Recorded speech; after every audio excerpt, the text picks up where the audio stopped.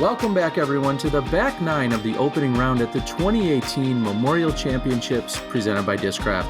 I'm your host, Terry Miller, the Disc Golf Guy, and joining me is four-time world champion Valarie Jenkins. Val, a lot less water to contend with here on the back nine at the Fountain Hills course, but we're looking forward to a really exciting opening event round here. Yep, I'm hoping these ladies are now warmed up after those first 9 holes.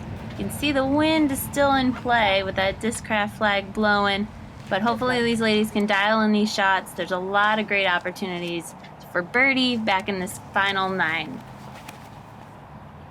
And this shot is really just raw power if you're trying to get all the way to the basket here on hole number 10. 381 feet, but it's a very well-protected green, so it's really more about placement than it is even power. Yeah, exactly. You can't really tell from this angle, but it does slightly go uphill, and so you have to get your disc to carry over the hill. Right there you'll see Colleen was at the top of the hill. You know, you want it, if you have the distance, you want to get up and over that hill, and then the disc will kind of fade down to the basket, hopefully.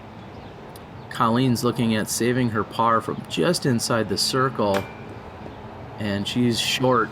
You got to wonder if that tree branch there possibly hindered her sight. Wow, that was a beautiful putt by Paige. She had a nice wide open view of the basket. That's exactly what you want. So that's landing the disc on the right side of the fairway, and you don't have to even contend with that tree. So that was a great play. Little fist bump from one of her card mates and Catrina Allen. Great scoring spread here on 10. We get a birdie by Paige Pierce, the par by Catrina, and the bogey by Colleen Thompson. And scores are still pretty tight, just 2 strokes separating all 3 of these women. And you even said there are 3 world champions here. Yep, we got the 4-time world champion right there, Paige Pierce, seeing if her distance can carry that disc up near the basket. We've got 2014 world champion Catrina Allen, again another huge distance thrower, and maybe the wind catches this disc, carries it a little too right. And last but not least, 2013 amateur world champion Colleen Thompson. She's up and coming, so it's really great to see her on the lead card right now, featured card, and I think she's playing really well up against these ladies. She is. I know she's excited. She's a Midwestern transplant. Used to live in my neck of the woods in the Wisconsin-Illinois area. Moved out to Arizona. Said she loved the weather and the temperatures and the golf year-round. And she's not looking at coming back anytime soon. And Paige almost gets the huge jumper to fall here on 11. Maybe her blood's a little warm-blooded, because she's still bundled up like she's been living in Phoenix for a long time. That was a great putt by her. She had to straddle out to the side. Those palm trees really come into play. Even though you're close near that basket, you have to really alter your shot. Hopefully you got a good view of the basket. Ooh, and you can see right there, Catrina obviously didn't have a great view of the basket. The palm tree got in the way. Even on those short putts, you can't take them for granted. Very few trees out there, but if they're strategically placed, they can provide plenty of obstacles. And there's a single tree here that everyone thinks about when they're teeing off on this hole. Do you like the inside or outside route? I like to go the outside route. I like to do exactly what Paige did. I like to land it close to the basket, of course. But I think the outside route, using an overstable mid-range or fairway driver, is a really great play. It allows the disc to do all the work. If you throw it the right distance, the disc will just fade toward the basket as it naturally does. And you'll see Catrina using that exact route right there and skipping toward the basket to give her a nice putt low on that flat level in line with the basket. Colleen gives it a long jumper. And this is one that you really want to get. As you said, the disc can do the work, kind of just draw itself right toward the pin, and Catrina makes a solid putt here for the birdie. But at 290 downhill, with a couple of different options, you really want to make sure that you capitalize on this relatively easy birdie opportunity. I would agree. Yeah, this is one, when it's under 300 feet, I feel like it's a gimme. You have to birdie it, and you'll see that Paige and Catrina you got to get these shots. You got to make these putts. And this is the kind of hole that you want to have in your backbone that you can rely on, because birdies, when they're there, you better get them. Beautiful view out at Fountain Hills in Arizona, and we're glad you guys are joining us. We're covering the first round of the 2018 Memorial Championships, and we're going to move behind the pin to give this a little bit better angle so that you can see as it comes in. Describe the shot when you're out on the tee for this one, Val. Well, this is a funny one. A lot of these back nine holes, the tee pad has half tee pad and then half on the sidewalk. So this hole especially, you'll see a lot of spectators down there because the players are actually using the sidewalk as their tee pad. And so we're holding up the walkers right there. They're taking in the disc golf view right now. And it's a low shot. You'll see Colleen did a great job throwing it at a nice hyzer angle, allowing the disc to skip toward the basket. That's the perfect play. And Paige has a look at birdie. This is an elevated basket, and she clearly accounted for it, but maybe not quite the follow-through she needed? No, the elevated baskets are tricky. You know, no matter what, if you're even close, you have to make sure you're extending your arm and reaching. You got to make sure that you're releasing at a higher point and allowing that disc, giving it a chance to hit those chains just like that. Colleen did a perfect example of that. You can see Paige over there in the corner trying to imitate that.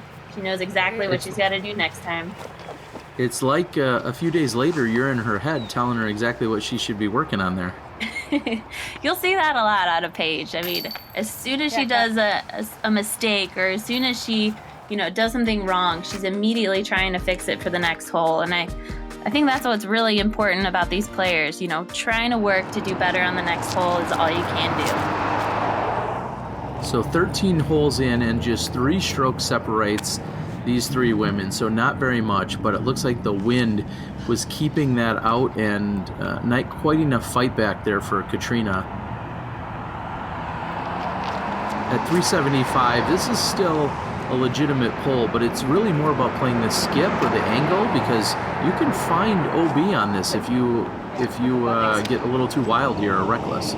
Exactly. I think Colleen played a tricky play right there, throwing the straight shot, making it turn over and come back. I like the wide play that Catrina and Paige just did. You don't want to be anywhere near that OB, and if you play it right, you're going to have a better chance to stay in bounds. You just want to get an easy par on this one. You don't even want to be flirting with that sidewalk or that pond again. Is it a pond, Terry? Yeah, it's a pond. Sure, we'll give it that. It's not one that you want to swim in or go in, but going in is Paige, and wow, she was making that one a little bit tougher on herself for the 3. I thought I missed that one. Says she thought she missed it. Yeah. Yeah. I thought it was a little right. Well, Thought it was a little right, but it went right in the basket. She's still trying to dial in that putt, and that was a big putt, a confidence builder. That's what you need to have. Oh shit, really? she can thank our friends over at DGA and the Mock-X.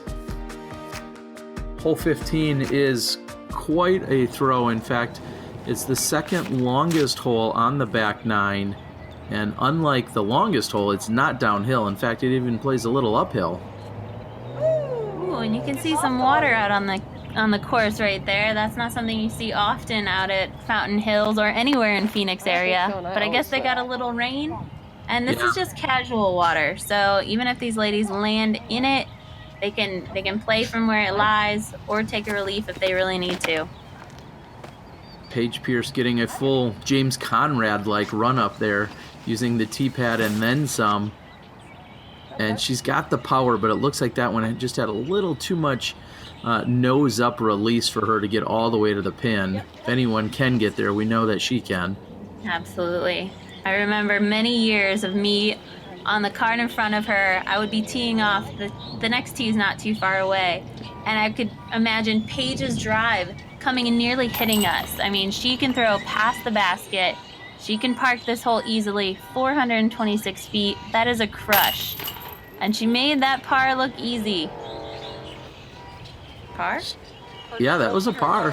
She was outstretched to the left. There's some horns going off in the background. I think a little bit of car alarm action. But in the last 2 holes, we've seen 6 pars among the women. In fact, they're 8 down out of the last 9 opportunities. I'm sorry, 2 down out of the last 9 opportunities.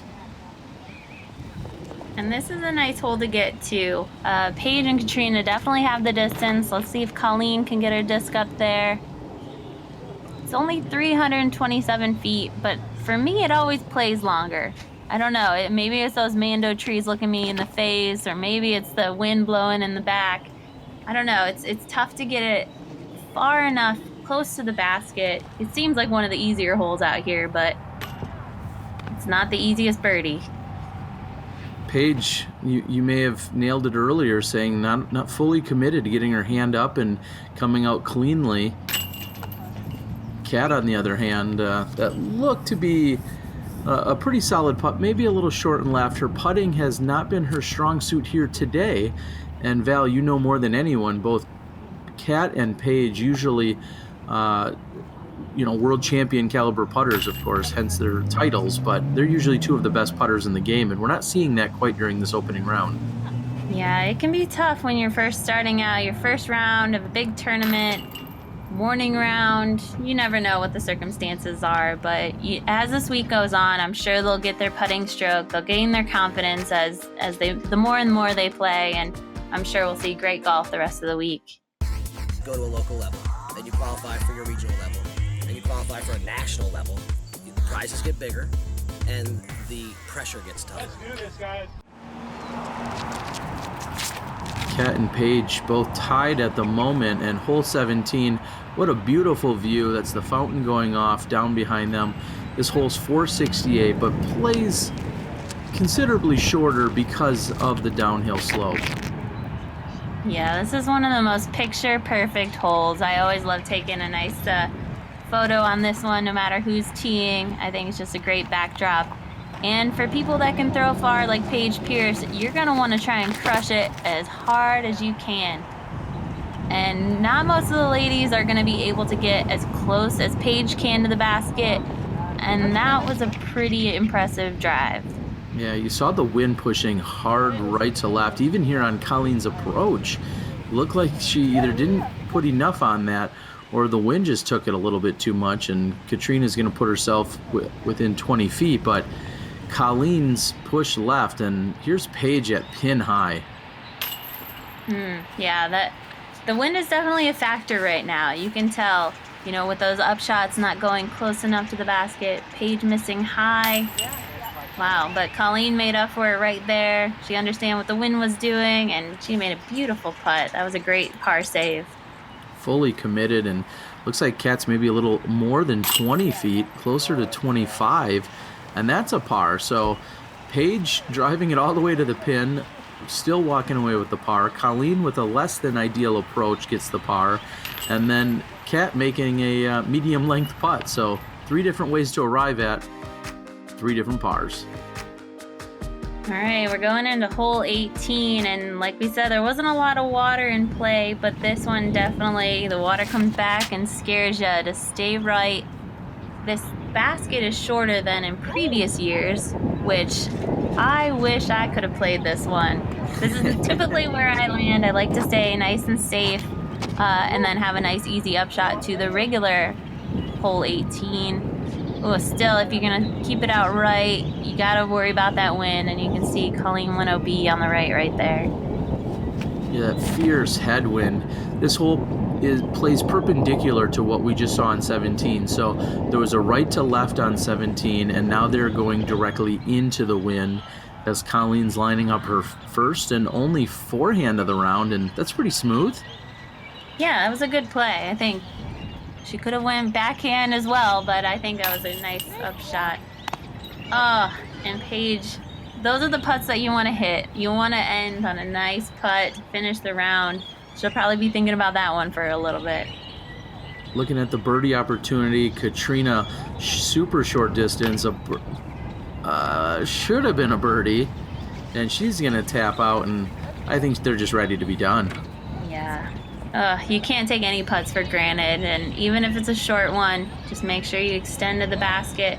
Every stroke matters. That's what I always say, and it's really important. You don't want to do silly things like that and cost yourself a stroke, which might end up, that could be a title down the road. You never know. Paige, without a hat. Well, I would like to thank everyone for tuning in and enjoying the coverage. Val, I'd like to thank you first and foremost. It's an honor and a pleasure to know this was your first ever set of post-production commentary. We missed you at the event, but we're so glad that you could partake. And hopefully you'll join us for more in the future.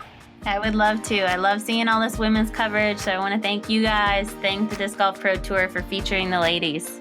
All right, we'll catch you next time. Thank you.